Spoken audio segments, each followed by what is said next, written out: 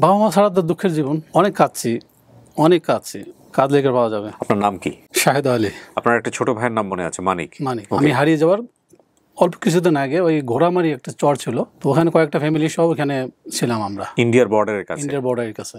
দাদাবাড়িতে ঢুকতে হাতের ডাইন সাইডে একটা দিঘি ছিল, পিছনে ছিল খাল, আর বাড়ির পিছনে পিছনে সামনে অনেকগুলো হিন্দুর বাড়ি ছিল, পাশে একটা খালি মাঠ ছিল, সেখানে স্কুল ছিল, ওখানে মেলা বসতো। দাদা আমাকে কোলে করে নিয়ে কাঁধে করে নিয়ে হাটে যেত। হাটটার নাম হচ্ছে যাত্রাপুর হাট। নানা বাড়ি ছিল ঘুঘুমারি, বাড়ির পাশে লঞ্চ ঘাট। আসসালামু আলাইকুম প্রিয় দর্শক এবং শ্রোতা, আল্লাহ সর্ব অবস্থায় আমাদের সবার মঙ্গল করুন, সবসময়ের মতো সেই দোয়া এবং শুভকামনা জানিয়ে শুরু করছি আপন ঠিকানার আরও একটি বেসিক ভিডিও। যে ভদ্রলোক আমার এখানে এসে বসে আছেন, তিনি তার পরিবার খুঁজতে এসছেন। এই আবেদনটা যে মানুষ জীবনে কখনো অনুভব করেনি, যার জীবনে এটা ঘটেনি, তার দ্বারা বোঝা আসলে খুবই মুশকিল। সো আমাদের সাহিত্যে বলেন, সংস্কৃতিতে বলেন, কিংবা মানবতা বোধের জায়গাতে বলেন, সবসময় একটা কথা আছে, মানে বেদনা আসলে তখনই বোঝা যায় যদি আপনার সেই অভিজ্ঞতা থাকে।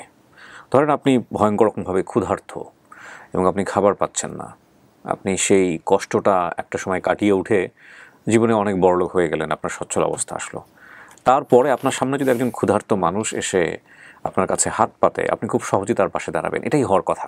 যদি সেটা না হয় তাহলে বুঝতে হবে যে আপনার বিবেকবোধ জাগ্রত হয়নি। তো এটা কেন হলো? কারণটা হচ্ছে সে ক্ষুধার যন্ত্রণা বোঝে। আমি কথাগুলো ঘুরিয়ে পেঁচিয়ে যেটা বলার চেষ্টা করছি, যে আপনি পরিবারে আছেন, আপনি জন্মগতভাবে পৃথিবীতে এসে যেসব সুবিধার দ্বারা পেয়েছেন, প্রিভিলেজড হয়েছেন, সেটা আপনার জন্মগতভাবে পেয়েছেন বলে আপনি এগুলোর মর্ম অনেক সময় বোঝেন না। যেটা না থাকলে আপনার জন্য কতটা ভয়ানক হতে পারত, কতটা কষ্টের হতে পারত। এই জন্য আমরা কিংবা আমাদের সন্তানদেরকে মাঝে মাঝে কষ্টের বিষয়গুলো পরিকল্পিতভাবেই বোঝানো উচিত, যে তুমি পৃথিবীতে এই সুযোগটুকু পেয়েছো, 8-10 জন মানুষ তোমার মতো এই সুযোগটুকু পায়নি। এবং সোসাইটি যেহেতু ওই সুযোগ পাওয়া এবং সুযোগ না পাওয়া দু ধরনের মানুষ নিয়ে পরিচালিত হয়, সুতরাং সুযোগ পাওয়া মানুষের দায়িত্ব হচ্ছে সুযোগ না পাওয়া মানুষের ফিলিংসগুলো, জীবনাচরণগুলো নিজেকে দিয়ে বোঝা। আমি বোধহয় একটু ব্যতিক্রমভাবে বললাম অনেকদিন পরে আপন ঠিকানায়, শুধু একটা কথাই বলার জন্যে যে আপনারা চেষ্টা করুন বোঝার জন্যে। অনেকেই বুঝেছেন, বোঝার পরিমাণটা অনেক কমে গেছে, কারণ প্রতিদিন আবেদন নিয়ে এসেছি। প্রতিদিনের আবেদন ওই ক্রমহ্রাসমান প্রান্তিক উপযোগ বিধির মতো কমে যায়। তো সেই জায়গাটি থেকে একটু ডিফারেন্ট করে বলার চেষ্টা করছি, কারণে যাতে আবেদনটা না কমে। আজকে আমাদের সঙ্গে যিনি এসেছেন, দ্বারস্থ হয়েছেন, তার কাছে যাওয়ার আগে একটু বলতে চাই, যদি আপনি মনে করেন আপনি আপন ঠিকানায় আসতে চান পরিবার খোঁজার জন্য, কিংবা কোনো পরিচিত জনের হয়ে খুঁজে দিতে চান, তাহলে ফোন করবেন। আমাদের ফোন নম্বর হচ্ছে 09639887777। আপনার নাম কি? শাহেদ আলী। শাহেদ আলী। শাহেদ আলী, এটা বাবা মায়ের দেয়া নাম না? জি। আপনার বর্তমান আনুমানিক বয়স কত হতে পারে? আনুমানিক 55-56। 55-57। আপনি হারিয়েছেন 5 বছর বয়সে। জি। আজ থেকে 50 বছর, তো প্রায় মুক্তিযুদ্ধের সমসাময়িক গল্প বলা চলে, হ্যাঁ, তাই না? 74, ওই তো সমসাময়িক বলছেন। দুর্ভিক্ষের সময় মনে আছে? দুর্ভিক্ষের গল্প কিছুটা? হ্যাঁ, দুর্ভিক্ষের সময় মনে আছে। আমি শুনবো আপনার কাছ থেকে ধারাবাহিকভাবে। আপনার ঠিকানা তো মনে আছে, যাত্রাপুর হাট? জি, যাত্রাপুর হাট। একটু বলেন তো, যাত্রাপুর হাট। দাদাবাড়ি হচ্ছে যাত্রাপুর হাট। বাবার বাড়ি? বাবার, আমি যদি জানি দাদার বাড়িতে বাবা ছিল। আমি হারিয়ে যাওয়ার অল্প কিছুদিন আগে ওই ঘোড়ামারি একটা চর ছিল, নদীর চর ছিল, ওখানে গেছে। হ্যাঁ, বাবা। তো ওখানে কয়েকটা ফ্যামিলি সহ ওখানে ছিলাম আমরা, ইন্ডিয়ার বর্ডারের কাছে। আপনার পুরো পরিবার ওখানে ছিল না? হ্যাঁ। আপনার একটা ছোট ভাইয়ের নাম মনে আছে, মানিক। বাবার নাম মনে নাই? না। মায়ের নামটা কারো নাম মনে নাই? বলেন তো একটু গল্পটা একবার প্রথম থেকে। আমার দাদা বাড়ি যাত্রাপুরে আমরা ভালোই ছিলাম, বাবা মা সবাই ওখানেই ছিল। প্রথম যাত্রাপুর জেলাটা কি মনে আছে? যাত্রাপুর ইউনিয়ন হবে। ইউনিয়ন কোন জেলাতে এটা? কুড়িগ্রাম জেলাতে। আচ্ছা, হ্যাঁ, তারপর? তো ওখানে দাদা ভালোই অবস্থায় ছিল, জমি জায়গা ছিল, তারা ভালোই চলতো। আমার বাবারও 2 ভাই ছিল। জি। আমার বাবা বড়, আমার চাচা ছিল, ওটা আমার মনে আছে। আমার ছোটো ভাই হচ্ছে, সেটা আমার মনে আছে। তো দাদার বাড়িতে ছিলাম, এতদিন দাদার বাড়িতে ছিলাম। তো সম্ভবত দুর্ভিক্ষের আগে আমার আব্বা ওই চরে গেছে, ঘোড়ামারির চরে। সেখানে অবস্থান করতেছিল। তো দাদাবাড়ির কথা একটু বলি। সেখানে আমার দাদাবাড়িতে ঢুকতে হাতের ডাইন সাইডে একটা দিঘি ছিল। সে দিঘিটা বেশ বড়ই ছিল, পিছনে ছিল খাল বলতে ওখানে অনেক খালি জায়গা ছিল। সেখানে দেখতাম আমার আব্বা বন্যার সময় মাছ ধরতে যেত, খেয়াল আছে। আর বাড়ির পিছনে সামনে অনেকগুলো হিন্দুর বাড়ি ছিল, হিন্দু বাড়ি, এবং পাশে একটা খালি মাঠ ছিল, সেখানে স্কুল ছিল। ওখানে মেলা বসতো, সম্ভবত ওইখানে যাত্রা গান একবার ছিল, আমি গেছিলাম ওখানে, যাত্রা গান দেখতে গেছিলাম আমি ছোটোবেলায়, আমি যতদূর মনে আছে। তো দাদা ভাই দীর্ঘদিন থাকার পরে দেখতাম দাদা হাটে যেত, দাদা আমাকে কোলে করে নিয়ে কাঁধে করে নিয়ে হাটে যেত। হাটটার নাম হচ্ছে যাত্রাপুর হাট। তো তখন তো গাড়ি ঘোড়া কিছু ছিল না, হাইটা যেতাম, আবার কোলে চলে যেতাম, এটা মনে আছে। তো অনেকবার যাওয়া হয়নি, হয়তো কয়েকবার যাওয়া হয়েছে যাত্রাপুর হাটে। তো তারপর যখন আমার আব্বা ওখান থেকে চলে ঘোড়ামারিতে গেল, সেখানে যাওয়ার পরে অভাব অনটন, খাদ্যর অভাব, দুর্ভিক্ষ, তখন আমার আব্বা আমাকে নিয়ে রংপুরের উদ্দেশ্যে রওনা দিছে। ওখান থেকে ঘোড়ামারির থেকে নৌকা করে আসলো যাত্রাপুর হাটে।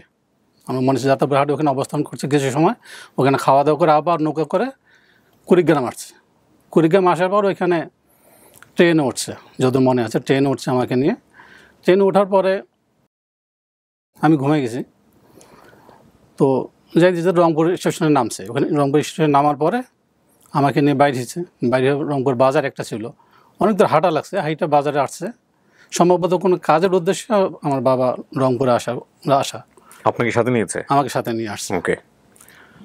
তো বাজারের কাছে এসে ওখানে আমাকে রাখছে, খাড়া করে রাখে, তো অন্য কোনো কাজে গেছে বা বাথরুম করবে, এই ধরনের কিছু একটা করতে গেছে। তো আমি এখানে খাড়ায় থাকতে আমি মানুষের ভিড়ে হারিয়ে গেছি। ওহো।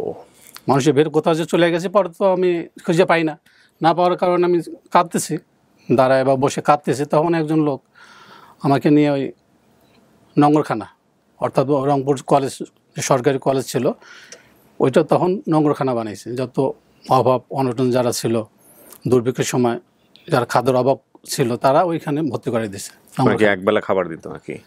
একবেলা খাবার দিত, পাক করতো এবং খাবার দিত, 3 বেলা 2 বেলা খাবার দিত। সরকারিভাবে খাদ্য আসতো, হেলিকপ্টার দিয়ে খাদ্য নিয়ে আসতো, ওই মাঠে নামাইতো, দেখতাম। তো ওইখানে আমাকে এক লোকে রিক্সা করে নিয়ে ওই নোংরখানাতে দিল, ওইখান দিয়ে আসছে। তো আসি, ওইখানে ভালোই আছি, আমার তো কোনো খাইতেছি। তখন আমার এমন একটা অবস্থা ছিল যে আমি বিবেক বোধ যে কী ছিল আমি বুঝতে পারি না। আমার বাবা মা যে হারাই গেছে, তখন আর কোনো চিন্তা নেই, আমার খাইতেছি, ওইখানে থাকতেছি। তো বেশ কিছুদিন পর, বেশ কয়েক মাস পরে ওই কলেজে এক হেড ক্লার্ক ছিল, ওখানে চাকরি করতো, বর্তমানে আমার বাবা যিনি আমার লালন পালন করছে, তিনি আমাকে যখন দেখতেছে কেউ আসেন আমাকে নেওয়ার জন্য, 2-3 মাস পরে নেওয়ার জন্য আসতেছেন, তখন আমাকে এটি মনে করে নিয়ে গেছে তারা। আমি কিছু বলতেছি না, তখন তো মনেও নেই আমার কিছু। আমি পরবর্তী অনেক পরে গিয়ে আস্তে আস্তে মনে করার চেষ্টা করছি, ওই সময় মনে করার কোনো চিন্তা ভাবনাও করি নাই। আমাকে নিয়ে গেছে, ভালো নিয়ে গেছে তারা ওখানে রাখছে, খাওয়ানো পরানো দিতেছে ভালো। প্রায় 5-6 মাস পরে একদিন ওই খালি জায়গা ছিল, খালি জায়গায় আমি বাথরুম করার জন্য গেছি, পাট ক্ষেত ছিল সম্ভবত, ওইখানে গেছি। তো আমার বাবা দিকে যাইতেছে রাস্তা দিয়ে। আপনার বাবা? আমার বাবা হয়তো আমাকে খুঁজতে ওই এলাকায় চলে আসছে, তো রাস্তা দিয়ে যাইতেছে। আমি তো মনে করলাম যে যেহেতু আসছে আমি বাথরুমটা করি তারপর যাই। তখন বাথরুম করে এসে দেখি আর নাই, আর পাইলাম না। পরে তো ভালো থেকে গেলাম অনেক দিন, প্রায় তো মনে হয় 10-12 বছর। তো আপনার এলাকাতে আপনার বাবা ঘোরাফেরা করছে? ঘুরছে, হয়তো সম্ভবত খোঁজার জন্য আসছিল, যেহেতু ওই এলাকায় আমি হারাই গেছি। Cinematic story. হ্যাঁ, তারপর? জি। তো বেশ ওখানে ভালোই আছি, ওখানে কাজ করি থাকি, তারা খাওয়ায় পড়ায়, ভালো সেবা যত্ন করেছে আমার, তাদেরকে বাবা মা হিসাবে আমি মানছি। তো ভালো কাটতেছিল সময়। তো যখন 10-12 বছর প্রায় হলো, কয়েক বছর যাওয়ার পরে তখন আমি চিন্তা করলাম যে আমি তো এখানে আসি, আসলে এটা তো আমার আপন বাবা মা না, আমার বাবা মা কই। তখন কি আমার আস্তে আস্তে খেয়াল হলো, তখন আমি চিন্তা করলাম যে আমার বাবা মা তো এরা না, আমার বাবা মা কোথায়। তখন একদিন রেল স্টেশনের কাছাকাছি গেছিলাম, রেল লাইনে যখন আওয়াজটা হলো, তখন আমার খেয়াল হলো আমি তো রেলে করে আসলাম আমার বাবার সাথে।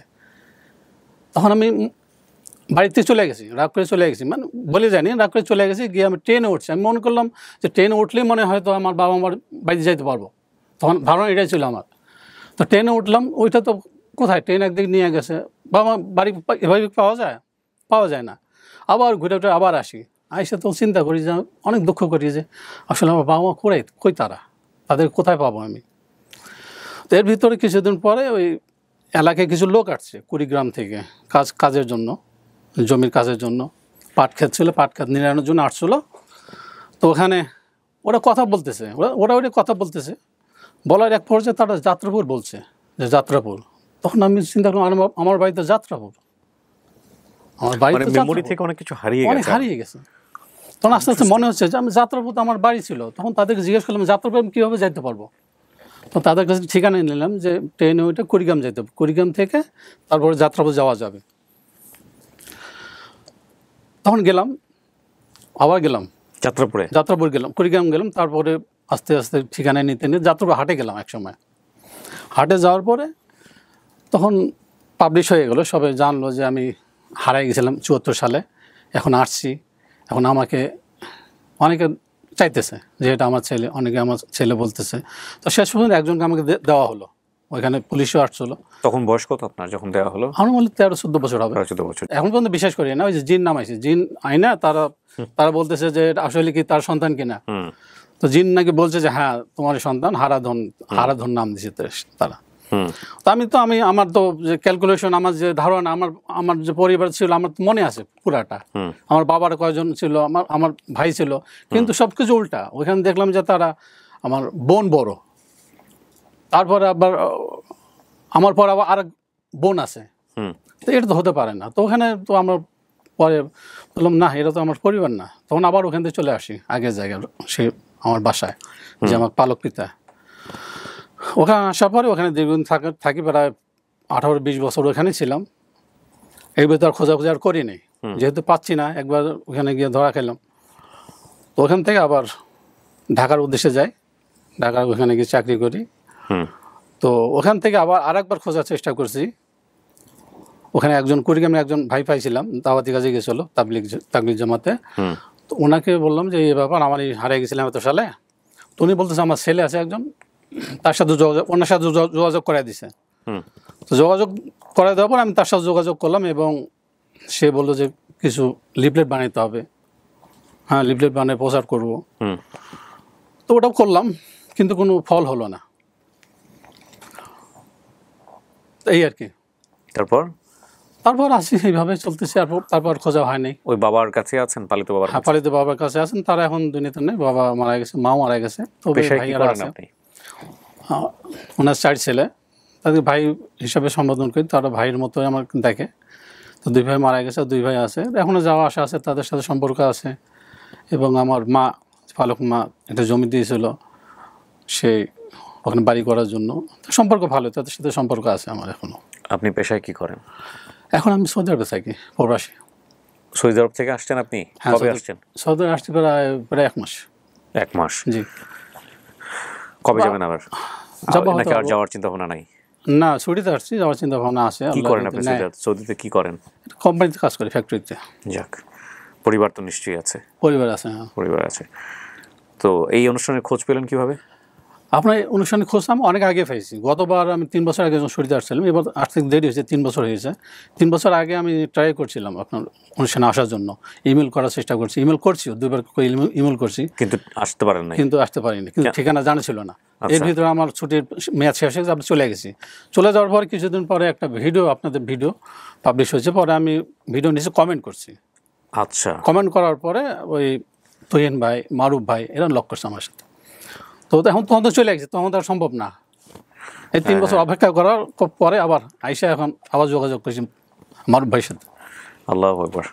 দেখা যাক আল্লাহ আপনার কপালে কি লিখে রাখছে। এখন কথা হলো যে বাবা বেঁচে আছে কিনা এটা তো আমরা কেউ জানি না, মাও বেঁচে আছে কিনা আমরা কেউ জানি না। তবে আপনার একটা ভাই ছিল না, আপনি বলছিলেন? একটা ভাই ছিল, তবে আমার নানা বাড়ি ছিল ঘুঘুমারি।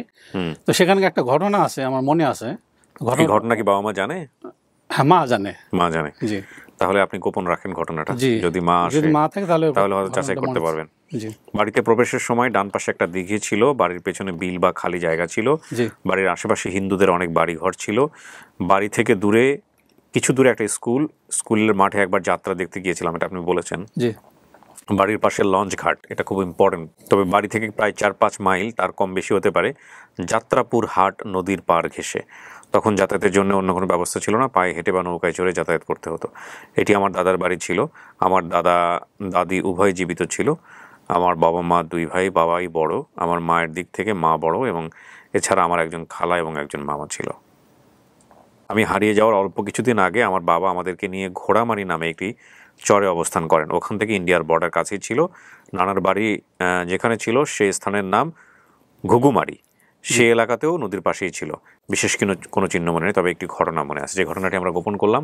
যদি কেউ বেঁচে থাকেন তাহলে হয়তো বা উনি মিলিয়ে দেখতে পারবেন। এখানে বলেছে হারিয়ে যাওয়ার সময়ের ঘটনা, যেটা উনি বলেছেন ঘোড়ামারি চর থেকে আমার আব্বা তার কাজ এবং আমাকে ঘুরিয়ে নিয়ে আসার জন্যে কুড়িগ্রাম আসে। সেখান থেকে রংপুর শহরের উদ্দেশ্যে ট্রেনে চড়ে রওনা হন। তখন 1974 সাল, চারিদিকে দুর্ভিক্ষ চলছিল। আমি রংপুর শহরের বাজারের কোনো এক স্থানে আব্বার কাছ থেকে বিচ্ছিন্ন হয়ে কাঁদতে থাকা অবস্থায় কেউ একজন আমাকে রংপুর কলেজ লঙ্গরখানায় নিয়ে আসে। তারপর বেশ কিছুদিন সেখানে থাকার পরে অভিভাবক না পেয়ে তিনি মূলত আমার পালিত পিতা হন। ভদ্রলোক নরসিংদী থেকে এসছে। প্রিয় দর্শক এবং শ্রোতা, বাড়ি ফেরার আকুলতা কিন্তু কমেনি। সেই 1974 সালে হারিয়ে যাওয়া আজকে যদি আপন ঠিকানার মাধ্যমে আল্লাহ তাকে তার বাবার কাছে ফেরায়, এই জীবনটা কেমন? বাবা মা ছাড়া তো দুঃখের জীবন। অনেক অনেক কাঁদছি যখন 14-15 বছর, তখন বাবা মার মানে ঘাটতিটা বুঝতে পারছি, আপনার বাবা মা তখন অনেক কাঁদছি, কিন্তু কাঁদলে কি আর পাওয়া যাবে? সৌদি আরবে কত বছর আপনি? সৌদি আরব তো দীর্ঘ 30 বছর উপরে হবে। হস্ত নিশ্চয়ই করেছেন। জি দোয়া করবেন আমাদের জন্য, জি আমাদের অবশ্যই। আপন ঠিকানার মেম্বারদের জন্য। তাওয়াক্কাল তো আল্লাহ। প্রিয় দর্শক এবং শ্রোতা, চলেন আমরা সবাই মিলে একটু চেষ্টা করি। একটা ভালো সংবাদের প্রত্যাশায় আমরা শেষ করছি। আসসালামু আলাইকুম।